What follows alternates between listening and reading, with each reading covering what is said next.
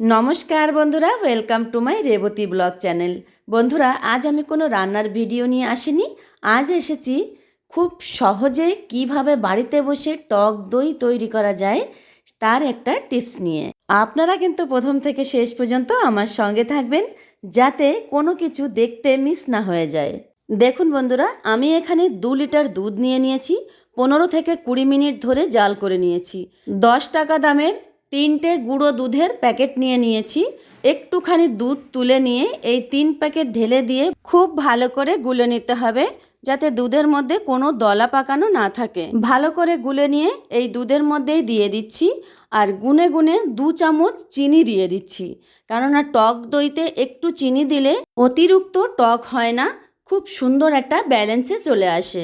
আরও 10 মিনিটের মতো জাল করে নিয়ে গ্যাসটা বন্ধ করে দিলাম। আপনাদের সহজে বোঝার জন্য বলছি, 2 লিটার দুধ জাল করে 1 লিটার বানাতে হবে, তাহলে গিয়ে একেবারেই সঠিক দই পাতার দুধ তৈরি হয়ে যাবে। এখানে আমি দই জমানোর জন্য 100 গ্রাম টক দই ভালো করে ফেটে নিয়েছি। দই জমানোর জন্য আমি এখানে একটা স্টিলের বাসন নিয়ে নিয়েছি, ডেস্কি।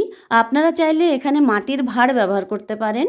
একটা ছাঁকনির সাহায্যে দুধটাকে গরম অবস্থায় ছেঁকে নিতে হবে, যে বাসনে আপনি দই জমাবেন সেই বাসনে, যাতে এই দুধের সরগুলো দুধের মধ্যে না থাকে। একেবারেই ফ্রেশ দুধ লাগবে।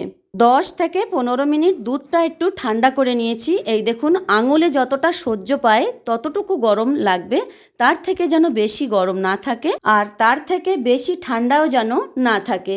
ফ্যাটানো টক দইটা দুধের মধ্যে দিয়ে ভালো করে মিশিয়ে নিয়ে পাতলা পরিষ্কার একটা কাপড় দিয়ে মুখটা ঢাকা দিয়ে চাদর কিংবা কাপড়ের মধ্যে চাপা দিয়ে 4 থেকে 5 ঘন্টা রেখে দেবেন। দুধের মধ্যে একবার দই দেওয়া হয়ে গেলে বাসনটা কিন্তু বারবার নাড়াচাড়া করবেন না, তাহলে কিন্তু দইটা ভালোভাবে জমতে পারে না। 5 ঘন্টা পর ফিরে এসেছি। এই দেখুন বন্ধুরা, কত সুন্দরভাবে দইটা জমে গেছে। কেটে দেখাচ্ছি, এই দেখুন কত শক্ত হয়েছে আর একেবারেই পারফেক্ট হয়েছে। আমি যেভাবে দইটা তৈরি করলাম বন্ধুরা, ঠিক এইভাবে আপনারাও বাড়িতে দই তৈরি করুন আর সবাইকে খাওয়ান, নিজেও খান, ভালো থাকুন। তাহলে বন্ধুরা, আপনারা সবাই দেখলেন আমি কত সহজে দই তৈরি করে নিলাম। আপনারাও ঠিক এইভাবে দই বানাবেন, এই গরমে সবাই খাবেন। দেখুন দইটা কতটা শক্ত হয়েছে আর কত ভালো হয়েছে। ঠিক এইভাবে দই আপনারাও বানিয়ে নেবেন। একটু খেয়ে দেখি।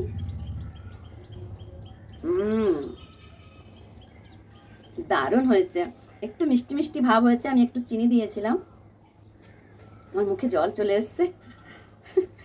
খেয়ে নি বন্ধুরা, আপনারা সবাই ভালো থাকুন, টাটা।